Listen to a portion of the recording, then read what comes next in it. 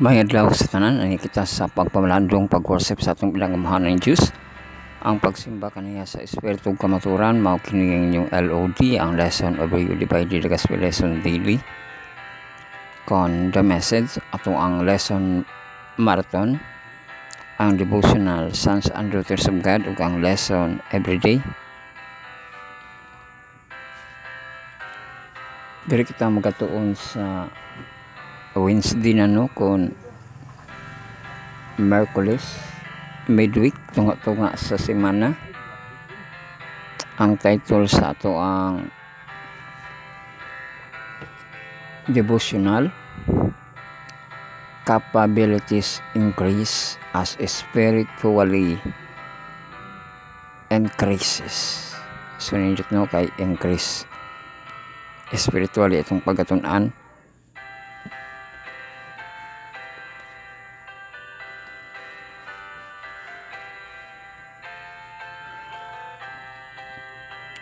Sa ito ang lesson marathon kung lesson at pagkatunan ang title November 11 kita no, In the Beauty of Holiness, diba? So nindot na po kayo na diha no, ngay baybaon na to siya, i-worship na to siya sa In the Beauty of Holiness.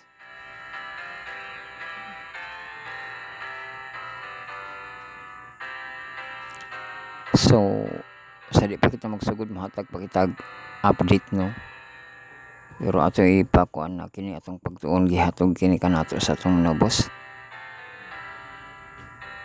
atong manluluwas, our Lord and Savior Jesus Christ, God Almighty and the Holy Spirit, o gidiyugan sa grupong Adventist Youth Prayer Chain, ang small group sa youth, ang Power of 70, ang TMI,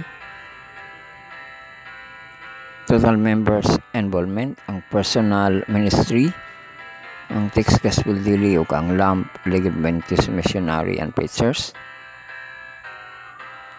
Ato pasalamatan ang magahom nga nihatag sa kahigayunan og padayon pagihapon kita sa pagtuon no, pagpamalandong. So ato pong pasalamatan no ang ato ang mga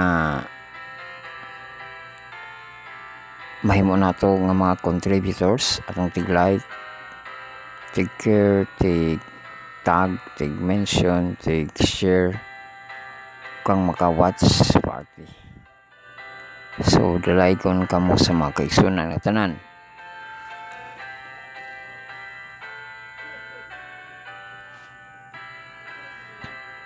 Og ang update nato gaina sa atong 40 days my journey with God. Atong last speaker naka render na sa iyang topic no, ang mahitungod sa heaven, i-discuss ni Pastor Kaderma gaina. Sumaw ka na atong update.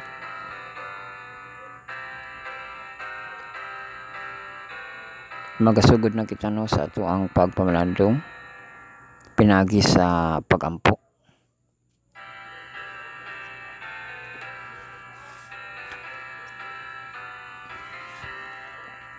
Amahan namo nga anaa sa langit, pagabalaanon unta ang imong ngalan, paanhiya ang imong gingharian, pagabuhaton unta ang imong kabuton din sa yuta maingon sa langit. Hatagi kami karon sa pagkaon namo sa matag adlaw, og pasayloa kami sa among mga utang, maingon na kami usab nakapasaylo man sa nakautang kanamo.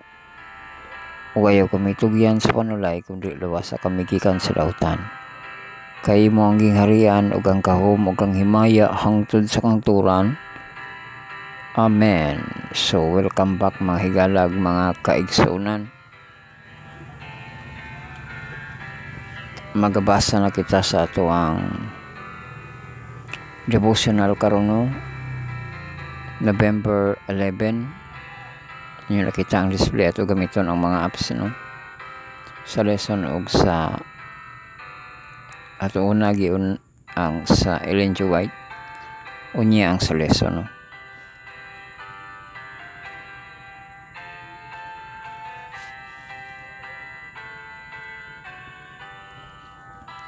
So ang title, capabilities increase as spiritually increases. So increase spiritually itong patong atong kitik sa Daniel 1 verse 17 as for these poor children God gave them knowledge and skill in all learning and wisdom. And Daniel had understanding and all visions and dreams.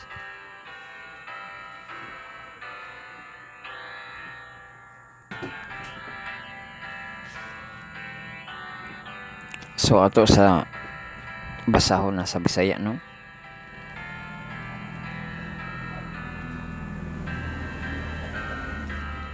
Ang teksto Daniel 1:17.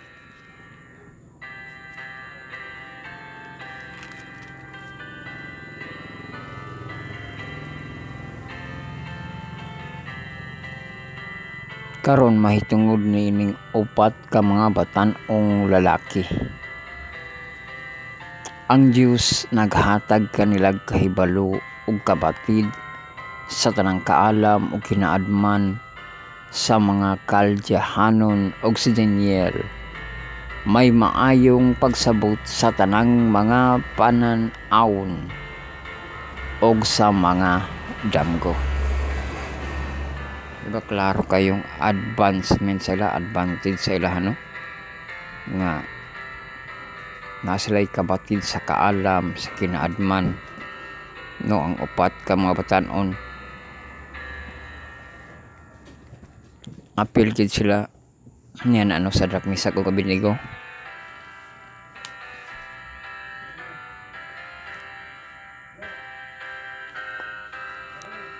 So ato na basahon no.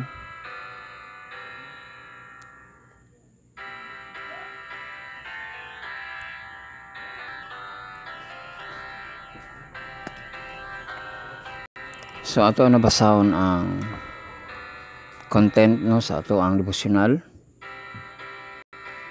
The ignorance of many is voluntary and excusable. Gisulti ka na sa General Conference Bulletin July 1, 1900 no mo na nga libro pero naa maginas balaod no nga ignorance of the law excuses na once no ang diri unexcusable no di nimo siya mahimong excuse no ang ignorance of the law no mabayan ng usay dili nimo mahangyo ang mga pulis no kay gipahibalo naman kani anak daan nga mao na nga balaod di ba bising sa panahon ni Moses mao na ang ihatag ang balaod no ipahibalo sa katong wala na hibalo no ug katong wala na hibalo nga kung pawak gid siya di gid siya makaingon nga ignorance siya no kay dakpon gid hapon siya bisan pag ignorance of the law man nga di siya excusable nga wa man ko kasay ni ana no dili siya ingon. Some young person o dili sa mga young person do not improve their advantages. They would like to read and write accurately, di ba? Di daw nila improve ang advantages, maka basa lagi makasulat sakto man gid. But price of excellence is hard work. Ba excellence no hard work yun. And they will not pay 8 on labayti. They remind me of the youth whose father sent him to school. Oh, no, scenario istorya no nga na iyang anak yang ipadala sa tulunghaan and gave him every advantage of gaining a good education, but they neglected to study. So muna yung problema sa student yun kay bisan paghihatag sa amahan ng maayong pamaagi sa pag-eskwela, pero kay neglected mangid siya, di man siya magtuon, saying that his father was able to give him a liberal education. O man na iyang baruganan nga iyang amahan mahatag sa iyang liberal education, and he was not going to bother his brain about it. Naman na di siya maghago-hago no sa iyang kanang mind, sa iyang utok no, kay iyang amahan magsalig siya. You will all say at once that he will remain ignorant, for there is no royal road to learning. Di ba mo na hinudumi ka no? Kay so nanog kapag laom mga kabatan-unan o kabataan no nga no royal road of learning. Di ba naagid na siya pag-antos, di ba? Stress o stressful, pressure, naagid na siya kay no royal road of learning. Di ba? Tired na yung mga sulti sa mga estudyante nga, tired sila, no? Pero maagid na siya part, no? Kay di man ta sagtama kuantri ano, wala man lagi royal road no of learning, but wishing for a healthy religious experience without making earnest self-denying effort will be equally useless. Nanapod ng useless no, nga kung ay ikaw naga wishing ka no sa healthy religious pero wala ka nag self-denying effort, will be equally useless. Yun na yung maghimo. Saying over your ignorance of divine thing will never make you wise unto salvation. Ara, no? Kung ignorance yun ka sa mga divine things or sa mga asun-sunan ng espiritu kamaturan, di ba?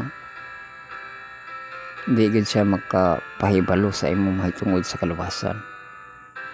There are 10,000 legislators and sight toward heaven that will never win one smile of approval from Jesus.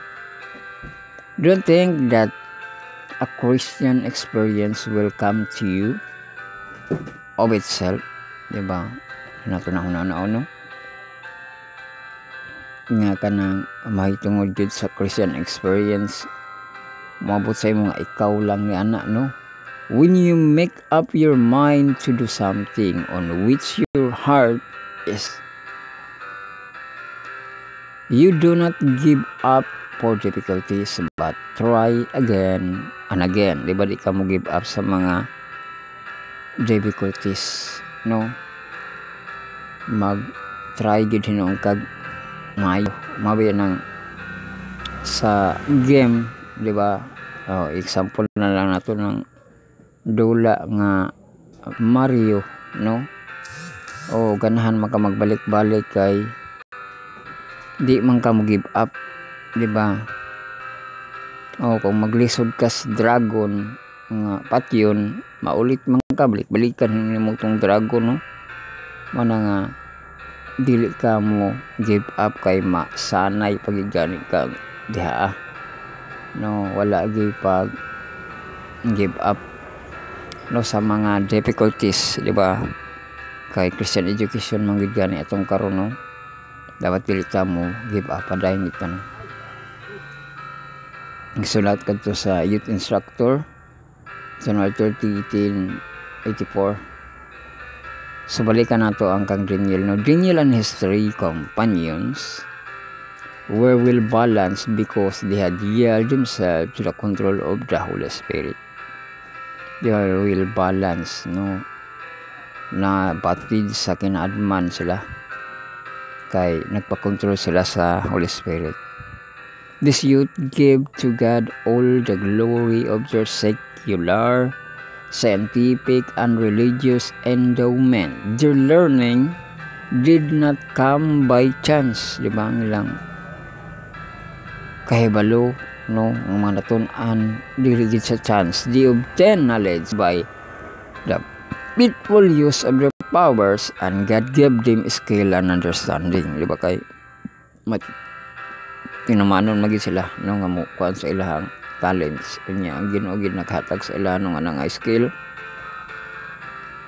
nga batid sa kinaadman kon understanding. Sa later 57, 1896, as in the case of Daniel, in exact proportion as the spiritual character in develop, the intellectual capabilities increase, di ba sa Review and Herald 22/1893, no? Kay nag-increase magid sila ato. The Lord will cooperate with all who earnestly strive to faithful to His service. Kapalit siya kung mangita gid lagi, no? Nga makabuhat siya sa service sa Ginoo. As he cooperate with Daniel and his 3 companion, diba? Sama to. Nahitabo sa ila Daniel, no? Sa iyang 3 companion bisan pag gitambog sila sa fiery furnace, no? Nagauban sa ila ang Ginoo, wa sila nangasunog, no? Kay so sa Youth Instructor August 20, 1903. So mo naton sa tong devotional, no? Capabilities increase as spiritually increase, no? Kay tihatag din nga skill, no, mahimong makinaadmanon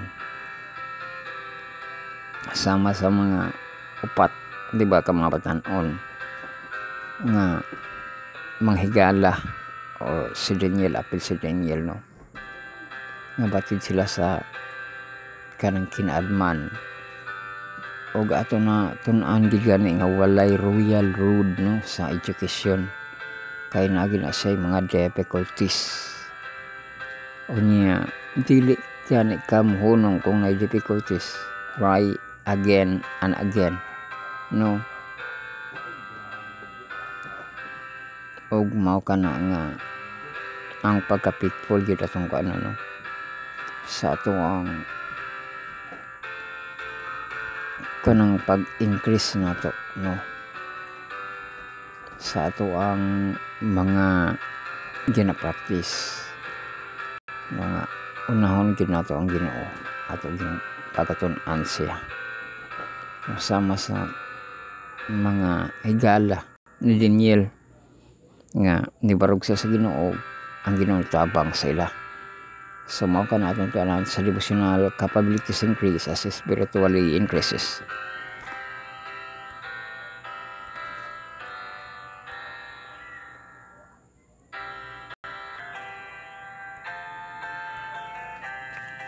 So diri na kita sa leksyon, no, ato ang lesson marathon sa Wednesday, November 11.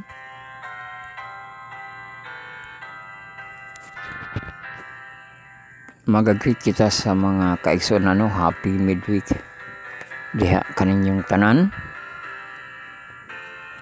og ato na pag-tun-ano kay the beauty of holiness, no. So nindot kay ato pagkatun-an ang beauty, no, unya holiness pagyud aduna man gyud, di ba, na ay ato matun-an karon, no, pinagi ning atong lesson kung unsay pasabot niya ng beauty, no, kay kung sa beauty lagi mingon unsa man ginaa sa beauty, di ba, o makita mo po nato nga di ba po na basta-basta, no, kung naa kay beauty kaya nimo makakontrol kag tao, no, murag naa kay gahom, no, murag naa kay power, no. Pero kini atong pagtuon karon ato pagyug madugangan, no, kung unsa kining beauty of holiness. Natay pagbasahon, no, sa taas-taas atong pagbasahon sa panahon pa kini ni King David, no, sa 1 Chronicles chapter 16 verse 1 padulong sa 36.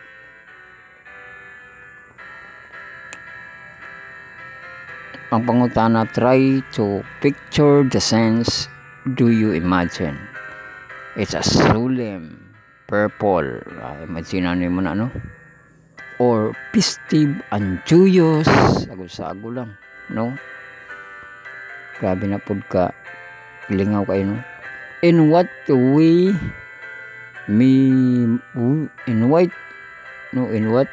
might it be combination of both? What can we learn from this sense about worship and how we should teach and even experience worship? Diba? So, ikuan dahil natututanan, no? Happiness man to. Kung imo nang batian, no? Na solemn, na purple, festive joyous. Mix siya, no? Ug ikuan sa worship atong matun-an karon, no?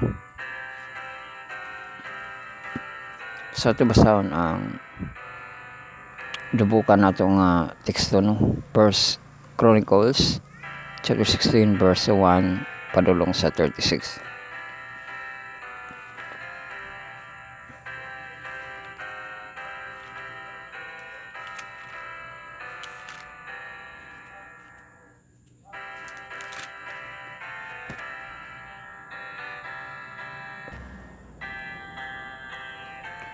So ato nang tun-ano ang lesson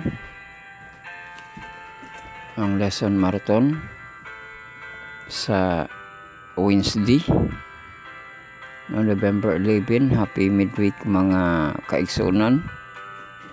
O kato bagatun-an ang the beauty of holiness, no? Makanagi nga unsay naa sa beauty, no, na siya power, na siya gahom nga magakontrol siya tao, di ba?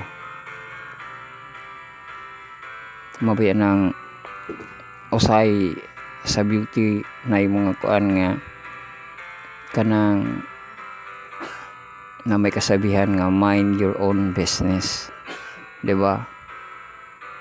So kung ang Ginoo, inana pa lang ang Ginoo sa tuwa nga mind your own business, di ta mga luwas, no? Kay di man kagusto nga mag-care sa imo ang Ginoo, di ba? So sa kanang mind your own business, adunay negative niya na aduna po'y positive, no? Kay na may nag-mind sa imong business nga dauton na kaniya, no? Kanang awayon kaniya, libakon kaniya. Pero na po'y nag-mind sa imong business tungod kay nag-care na siya, di ba? O sigad gani atong i-example niya na nga naay pag-care sa ato, no, tanan. So mao na ang naka-importante, no, kung naapoy beauty, di ba? Kay beauty of holiness man ato pagkatun-an. Unya ato dugangan sa kining ato ang teksto ng atong suhito, no, sa 1 Chronicles chapter 16 verse 1 to 36. Ang pangutana, try to picture the sense. Do you imagine it is a solemn, purple, or festive and joyous? In what way might it be combination of both? What can we learn from this sense about worship and how we should teach and even experience worship? Bakay worship man, no? So ato basahon, no, kay mao kining ang halad, no, sa pagigdait nga gi halad ni David, si David nagtudlo sa mga ministro og ilang gidala sa sulod sa arka sa Diyos og gibutang kini sa kinataliwad-an sa bulong-balong nga gibuhat ni David alang ni Ana, og sila na naghalad og mga halad nga sinunog og mga halad sa pakigdait sa atubangan sa Diyos.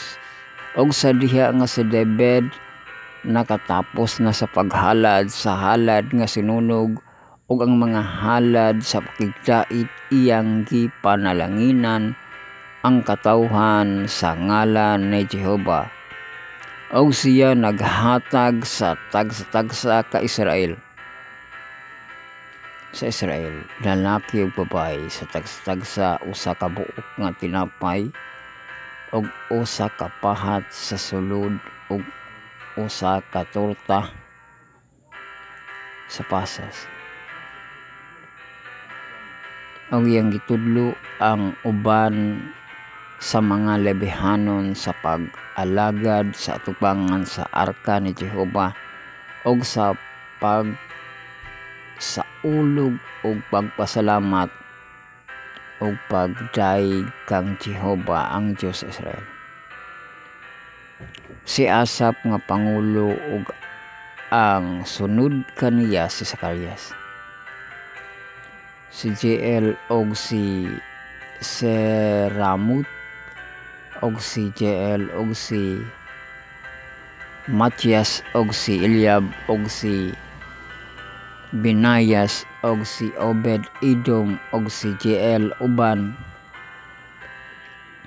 ang mga tulunggon, ang kinuldasan ug ang mga alpa og si Asap uban sa mga piyang-piyang og nga nagalanog sa makusog, og si Binayas og si Chasel ang mga sarduti uban sa mga trompeta sa kanunay sa tubangan sa arka sa tugon sa Dios. Unya niadtong adlaw si David nagsugo pag-una sa paghatag sa mga pasalamat kang Jehova sa kamot ni Asap ug sa iyang mga kaigsuonan, o paghatag kamo ug pasalamat kang Jehova tawga ang iyang ngalan. Ipahibalo ang iyang mga buhat sa mga katawhan. Pag-awit kaniya, pag-awit ug mga pagdaig kaniya. Di ba nanapod no? Pag-awit ug pagdaig kaniya or sa Diyos. Paghisgot kamo sa tanang mga katingalahang buhat niya. Maghimaya kamo sa iyang mga putling ngalan. Lipaya ang kasing-kasing nila nga nangita kang Jehova. Pangitaan ninyo si Jehova ug ang iyang kusog. Pangitaon daw. Pangitaan ang iyang naong sa kanunay. Hinumdumi ang iyang katingalahang buhat. Ang iyang nabuhat, ang iyang katingalahan ug ang paghukom sa iyang baba. Oo kamo nga kaliwat ni Israel nga iyang alagad, kamo nga mga anak ni Jacob nga iyang mga pinili. Siya mao si Jehova nga atong Dios. Ang iyang mga paghukom anaa sa tibuok nga yuta, hinumdumi ang iyang tugon sa walay katapusan, ang pulong sa iyang gisugo sa usa ka libo ka kaliwatan. Ang tugon nga iyang gihimo uban kang Abraham ug ang iyang panumpa kang Isaac, ug nagpamatuod sa mauusab kang Jacob alang sa usa ka kabalauran sa Israel ug usa ka walay katapusan nga tugon.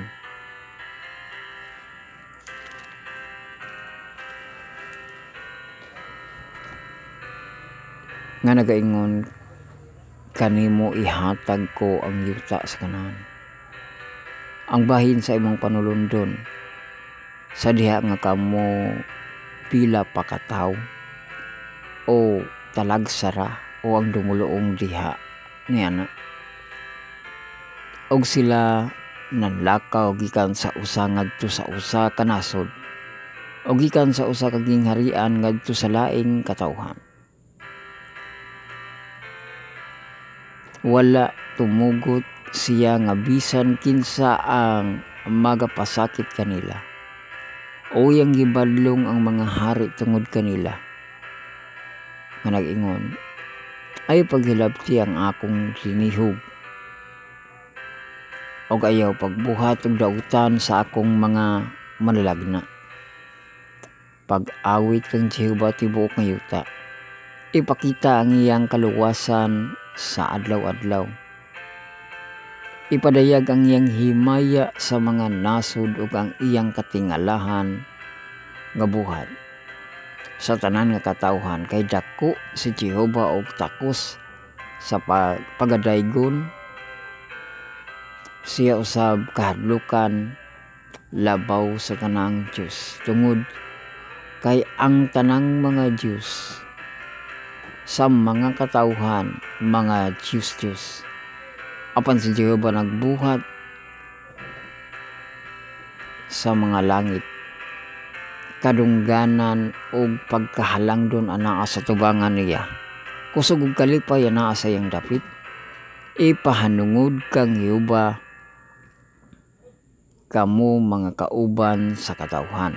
Di ba nindot nino, ipahanungod kang Jehova ang himaya ug kusog, ipahinungod kang Jehova ang himaya angay sa iyang ngalan, pagdala og usa ka halad ug umadto sa tubangan niya. Magsimba kamo kang Jehova sa katahom ug sa kabalaan. O naara no atong question, magsimba kamo kang Jehova sa katahom ug sa kabalaan. Pangurog sa atubangan niya tibuok yuta.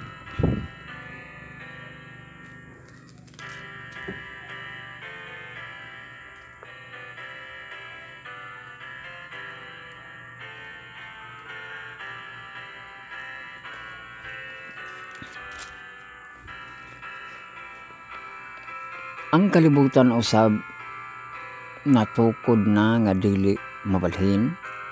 Magkalipay unta ang mga langit og magkalipay unta ang yutaon. Agiday mga langit no, isgutan ni Pastor Kaderma, tulo ka langit karon mga langit no. Og pasultiya sila sa taliwala sa mga nasod nga si Jehova nagahari. Pada guuka ang dagat ug ang pagkapuno nini, magkalipay unta ang kapatagan ug ang tanan nga ana nini. Unya ang kaluoy sa lasang manag-awit sa tubangan ni Jehova tungod sa kalipay, tungod kay siya muanhi sa paghukom sa yuta. O paghatag pasalamat kang Jehova kaysa mayuman, kay ang iyang mahigugmaong kalulot nagapadayon sa walay katapusan. O gumingon kamo luwas sa kami, O Diyos nga mo sa mong kaluwasan, og tiguma kami pagtingog sa mga nasod aron sa paghatag og pasalamat sa imong maputli nga ngalan og sa pagdaog tungod sa imong pagdalay. Daigon si Jehova ang Diyos sa Israel, sukad sa walay katapusan, bisan hangtod sa walay katapusan, ug ang tanang katawhan nagingon amen. Nagdaig kang Jehova. So mo tuno nga nagdaig kang Jehova.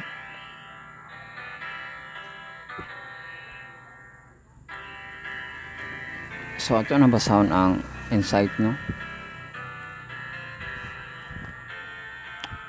The place of worship was tabernacle.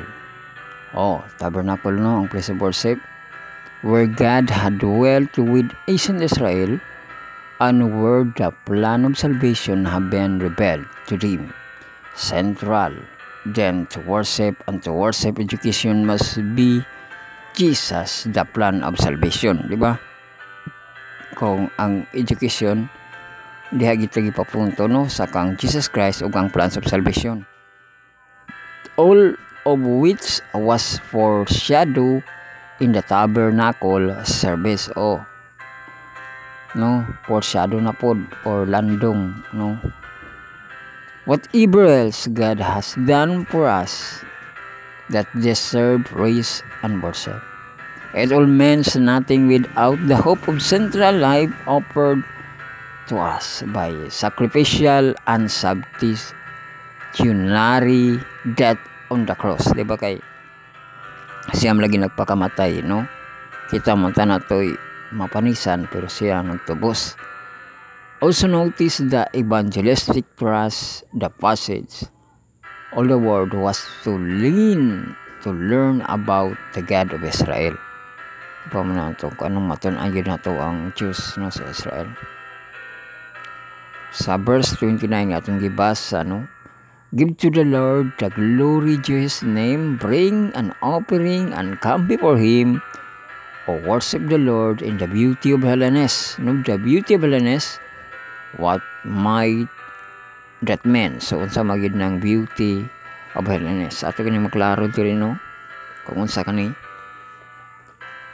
For starters, think about how ugly, di ba? Sa mga nagsugod pa, no ni mo ka ng ugly or naagi panahon nga nadaot. No, how damaging, how degrading sin is, di ba, tungod sa sala. Atong nahimong ugly, no? Also, it's hard for us now to imagine just how evil, terrible, and degrading the worship practice of the nation around Israel were practiced that included of all things child sacrifice, di ba? Nanay mga child sacrifice, kulto kibali, and no question, these things reflected that the people who practiced them were like. In contrast, ancient Israel was to be a holy nation. Diba? Sa anong panahon ang Israel holy nation, separated from the evil custom around them. So, layo sila sa mga evil ng mga kagawian, no?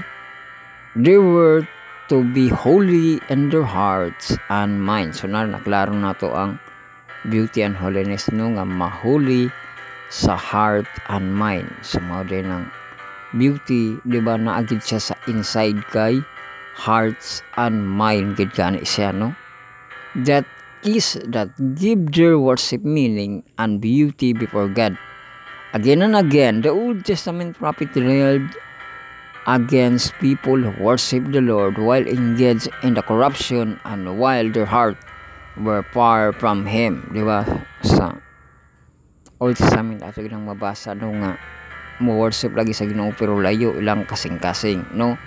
Mutuman sa Ginoo pero layo ang kasing-kasing sama ni King Saul, no, nga mao nang gikalagutan sa Ginoo nga gihatag largo niya ang king harian kang David kay naalagi pag kanang sunod sa sugo pero layo yang kasing-kasing magbuot-buot pod, no, ginagway ipabilin, no, naagihapoy yang ipabilin. So layo ang kasing-kasing, no, mo po natong ano, no, kanang sa mga kabatanunan, sa mga kabataan, no, masudyo yung tanan sa itong nauna ba, dili lang ka ng idea lang nga tinawhanon, di ba?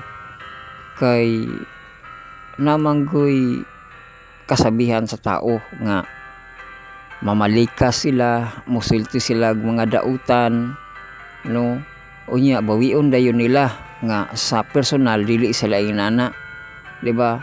So diri ta mga igo, no, nga naatay pag obi sa Ginoo pero layo day atong kasing-kasing kay wa man nato gi-practice, no?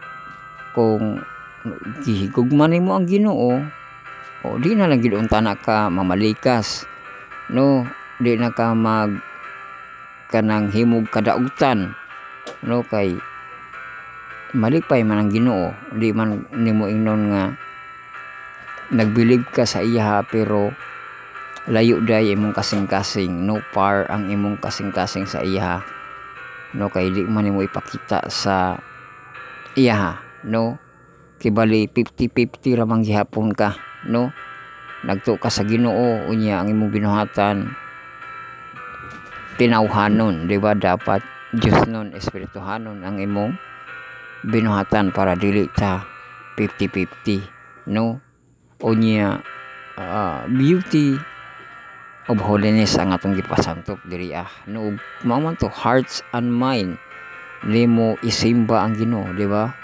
So kung isimba nimo sa heart and mind, di na gid ka mo barog sa tinawhanon pa nga pagbarog, no, kundi kanang Diyos nun nga pagbarog, no.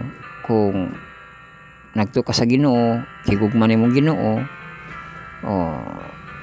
di na nimo gamiton ang Ginoo nga naa gihapoy kay pagtuo sa Ginoo, giilagi hapon nimo Ginoo, pero klaro kayo nga kanang makita gihapon nga wala day ang kasing-kasing kay magpadayon ramang lagi gihapon ka, naghapon kay pagsupak sa iya, no, di ka pa masunod sa 10 commandments, no, kay ang 10 commandments na magidiha nga dili mo gamiton ang ngalan sa Ginoo sa pagpasipala, no.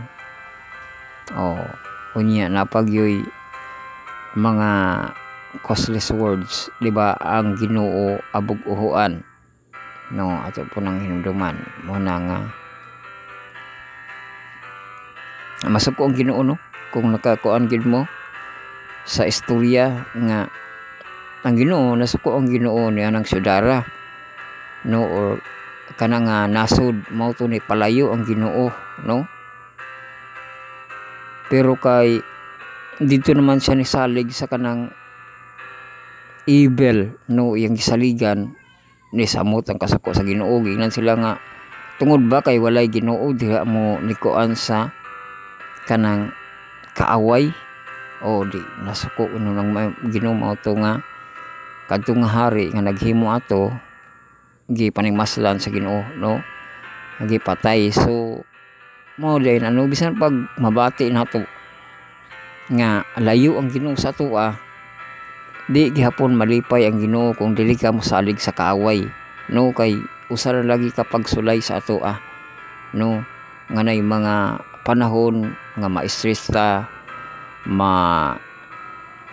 pressure ta, mapuno ta sa mga difficulties, pero gusto sa Ginoo nga magpabilin ta sa iya, no, the beauty of holiness, no, sa atong hearts and mind ato siyang isimba. Sumo na atong natun-an sa ato ang lesson marathon, no, sa Wednesday. Ug ato gitun-an sa ato ang devotional sa istorya po ni Daniel sa November 11, capabilities increase as spiritually increases.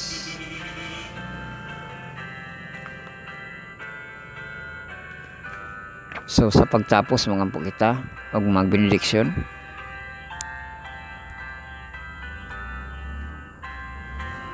Our Father which art in heaven, hallowed be thy name. Thy kingdom come, thy will be done on earth as it is in heaven. Give us this day our daily bread, and forgive us our debt, as we forgive our debtors, and lead us not into temptation, but deliver us from evil. For thine is the kingdom, and the power, and the glory forever. May the Lord bless you and keep you. The Lord make his face shine upon you and be gracious unto you. The Lord lift up his countenance upon you and give you peace, now and forever. Amen. Daghang salamat sa inyong pagpaminaw, sa inyong pagsunod niining atong tulumanon, ang pagpamalandong sa iyang pulong sa matag adlaw. Mao kini inyong lesson marathon hangtod sa sunod higayon.